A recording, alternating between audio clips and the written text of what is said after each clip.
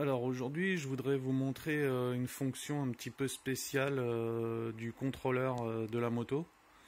C'est une fonction convertisseur qui sert à recharger la batterie de la moto avec une alimentation, une alimentation basse tension directement en passant par le contrôleur. Donc on n'a pas besoin d'avoir un chargeur. On se sert du contrôleur pour convertir la tension de l'alimentation et recharger la batterie. Alors pour ça, il faut raccorder une des trois phases moteurs sur une fiche. Donc là en interne à l'intérieur ici, j'ai fait une connexion sur une des trois phases. Et on doit aussi se raccorder sur le moins de la batterie. Donc ici, du coup cette fiche c'est fait pour raccorder une alimentation et se servir du contrôleur en mode convertisseur. Et ici c'est pour brancher un chargeur standard. Donc là pour ma batterie, un chargeur 84 volts. Le mien c'est un 84 volts 5 ampères.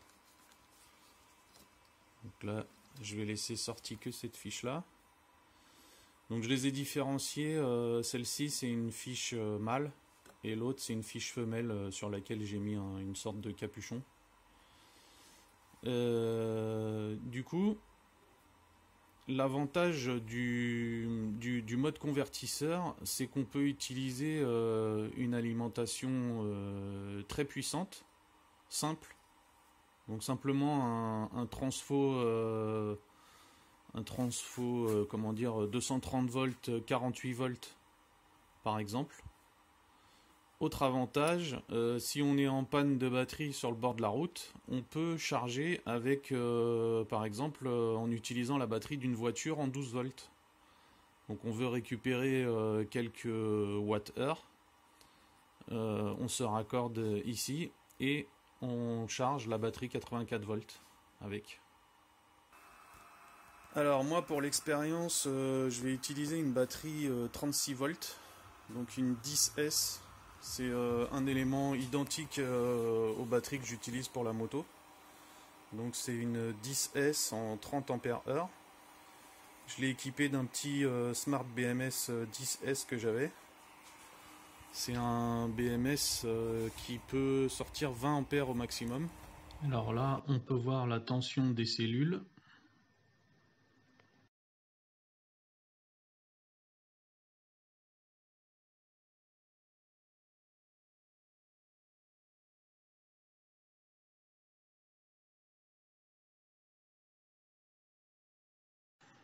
Là, on va essayer d'aller voir la température 1 et la température 2.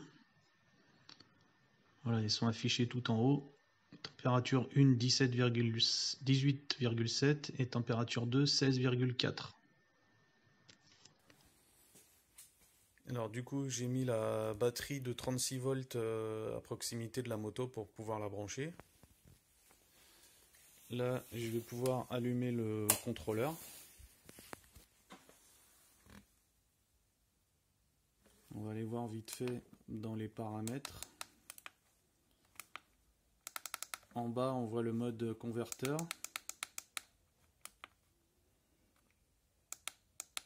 Voilà, donc là, la détection batterie, c'est à partir de 12 volts que je l'ai réglé. Intensité maxi, batterie 45 ampères. Intensité d'alimentation, 45 ampères. Donc là, mon BMS, on a vu que c'était un 20 ampères. Donc on va pas le régler à 45 ampères parce que sinon il va pas aimer. On va le mettre à 19,5. Alors ici, dans les paramètres du convertisseur, on a batterie mini I. Donc c'est l'intensité minimum qui est réglée à 0,5 ampères. Donc ça c'est la même chose que le mode CCCV. C'est-à-dire que quand on arrive proche de la tension finale de charge de la batterie, on passe à 0,5 ampères. Donc là, on est réglé à 19,5 ampères pour la charge de la batterie. Et on va passer à 0,5. Je peux régler à 1 ampère, 1,5, c'est moi qui choisis.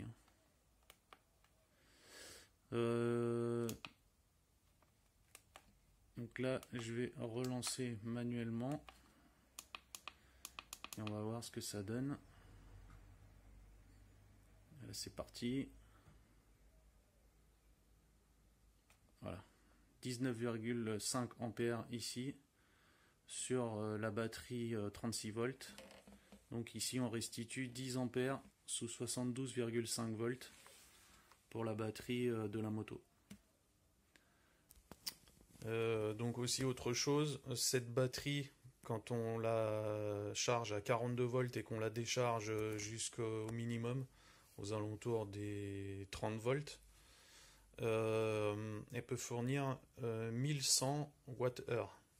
La batterie de la moto, elle fait 4400 Wh. Donc forcément, ça fait que un quart de...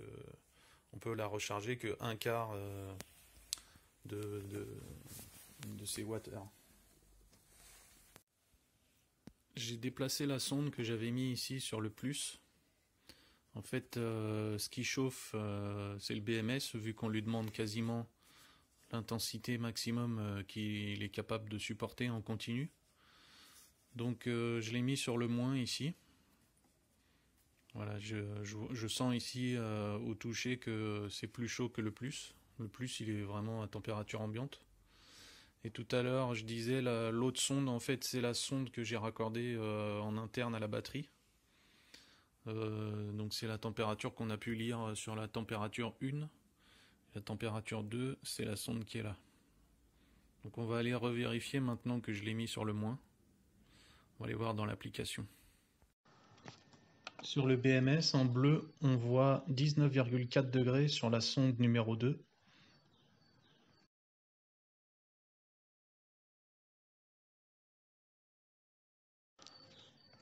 On va aller voir dans les paramètres de la batterie. Là, on voit la température 1 à 18,6, température 2 19,4 et 26,7 ampères-heure restant dans la batterie. Donc, tant qu'à expérimenter, je me suis dit que j'allais passer outre le BMS pour la décharge en branchant directement une fiche XT90 sur la batterie. Donc évidemment là ce sera vraiment sous surveillance étroite pour faire une décharge plus puissante que 20 ampères. Là c'est débranché. Donc maintenant je vais brancher celle-là. Alors là c'est branché. Donc on retourne à 20 ampères, enfin 19,5 parce que c'est ce que j'ai réglé. Et maintenant on va essayer de monter à 50. Et là on voit que ça monte à 50. Et ici donc on charge à 23,4 ampères. Là par contre on va vérifier la température des fils. Bon, pour l'instant ça chauffe pas du tout. Alors je vais augmenter encore le réglage et le régler à 70 ampères. Donc là j'ai mis 70 ampères pour l'alimentation et 50 ampères max pour au niveau de ce qui va être restitué. Alors top. Là ici on va le mettre en marche automatique. Alors, par contre on va pas le faire longtemps parce que là 70 ampères continu, ça risque de faire chauffer les fils. Donc ici on a l'intensité délivrée par la batterie 36 volts.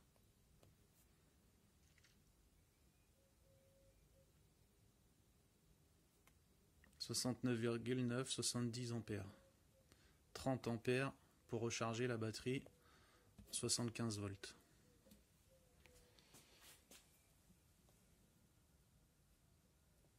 Donc là les fils sont, je dirais, aux alentours de 30 degrés. Et je pense aussi que le moteur va pas mal chauffer. Bon, là, je vais pas le laisser trop longtemps comme ça parce que j'ai pas de BMS, il n'y a aucune sécurité là. En tout cas, on voit ici l'intérêt. Un chargeur qui délivre 30 ampères sous 75 volts. Là, c'est uniquement grâce à la batterie primaire qui est puissante que je peux faire ça. Voilà, on voit marqué UV en rouge, ça veut dire under voltage, la batterie est vide. Je l'ai réglé à 3,2 minimum, c'est la tension qu'on a sur les cellules les plus basses.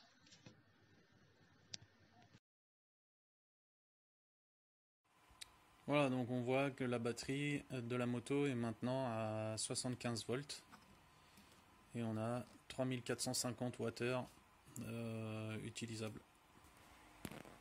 Alors cette fois-ci, je suis passé sur un autre type d'alimentation.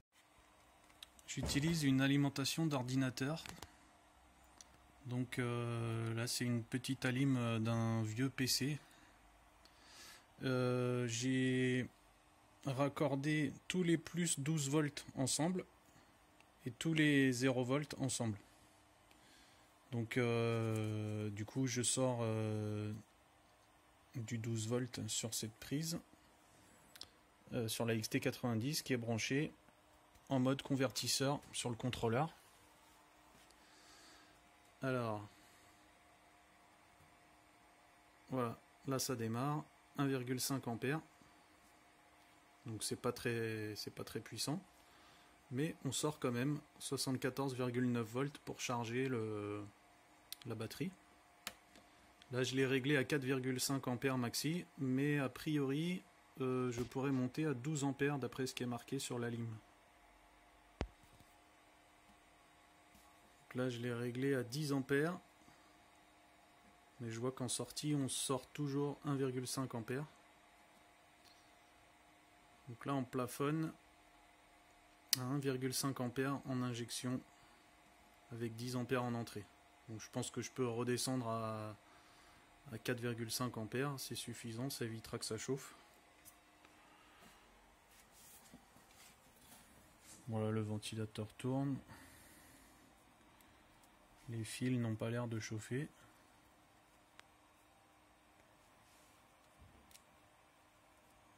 Bon, ça a l'air de fonctionner comme ça. Donc là c'est à l'envers, mais voilà, 12 volts, 12 ampères, 12 volts, 16 ampères.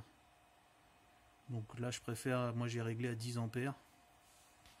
Ça suffira bien. Bon, j'arrive pas à obtenir mieux. En tout cas, avec une simple alim de PC, on peut recharger la batterie. Donc avec de la récup, si on n'a pas de chargeur, on peut quand même charger grâce au mode convertisseur.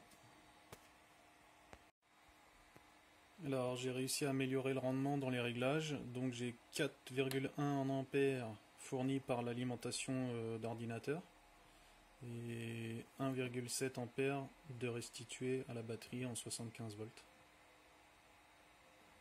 Bon, par contre c'est pas très rapide vu qu'il n'y a que 1,5 ampères. Mais c'est mieux que rien.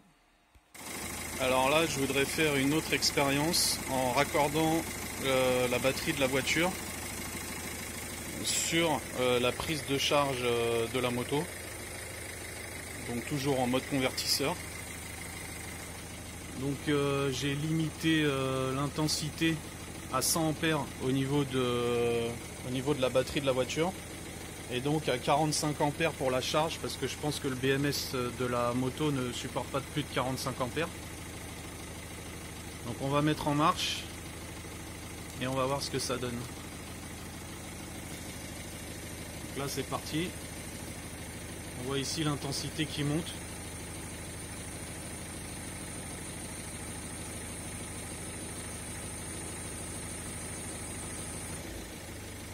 Par contre ça se désactive. Donc, je pense que ici la tension doit chuter un petit peu trop. À mon avis, quand on passe en dessous les 10 volts, ça s'arrête. Voilà, c'est ce qui se passe. Donc Donc en fait c'est parce que mes fils sont sous-dimensionnés pour cette intensité là. Le raccordement ici au niveau des fiches, il est mauvais, c'est juste pris sur quelques millimètres. Donc on n'arrive pas à passer toute la puissance. Je vais essayer de réduire l'intensité. J'ai réglé ici à 50 ampères maximum. Voilà. Bon, l'intensité de charge elle n'est pas phénoménale. Il faudrait que j'ai des gros câbles pour qu'on puisse monter beaucoup plus et qu'ici on n'ait pas une chute de tension aussi, une chute d'intensité aussi importante. Donc je peux régler ici la chute de tension par rapport à l'alimentation. Donc ici je l'ai réglé à 5 volts maxi de chute de tension. Et donc on peut tirer 50 ampères sur l'alimentation. Si je veux pas plus de 4 volts de chute de tension, ça devrait réduire l'intensité ici, voilà.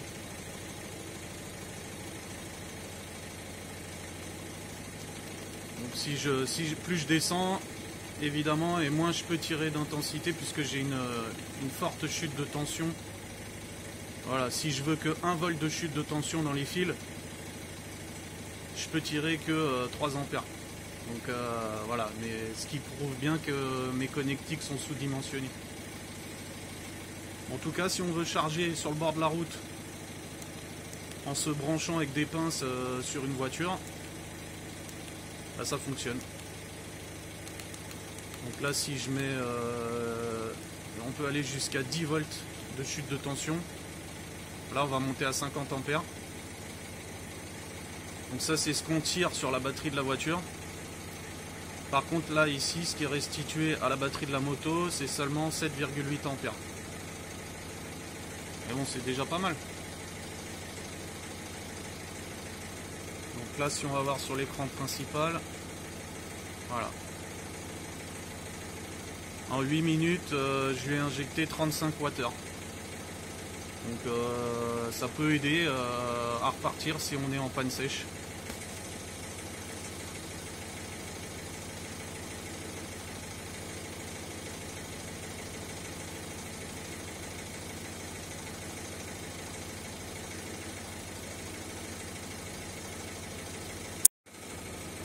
On va arrêter tout ça. Voilà.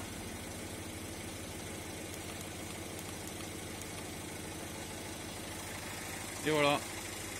Je pense que si je voulais vraiment utiliser cette fonction de dépannage sur la moto, il faudrait que je câble sur une phase moteur et sur le moins de la batterie ce genre de câble en 35 mm². Et donc du coup que je puisse raccorder directement les COS sur une batterie de voiture, et là on pourrait faire passer toute la puissance sans que ça chauffe. Et là évidemment il faudrait limiter à 45 ampères la charge au niveau de la batterie de la moto, puisque c'est 45 ampères, c'est le maximum que peut accepter le BMS avec un chargeur.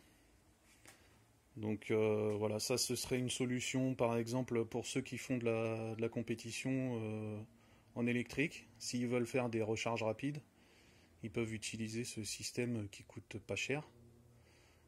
Sinon il y a le système qui coûte très cher, c'est d'avoir des chargeurs hyper puissants. Donc on utilise 3 chargeurs de plusieurs centaines d'ampères qui sont raccordés en parallèle pour pouvoir se brancher sur des prises triphasées. Et là on peut se raccorder sur les prises publiques de charge rapide type Tesla et compagnie là, pour avoir une charge avec un superchargeur sur une prise publique. Mais bon, on n'en est pas là. Une installation comme ça coûte 2 à 3 000 € quand on se le fait soi-même. Et certaines personnes sur les zéro moto le font. Voilà. Salut, à plus.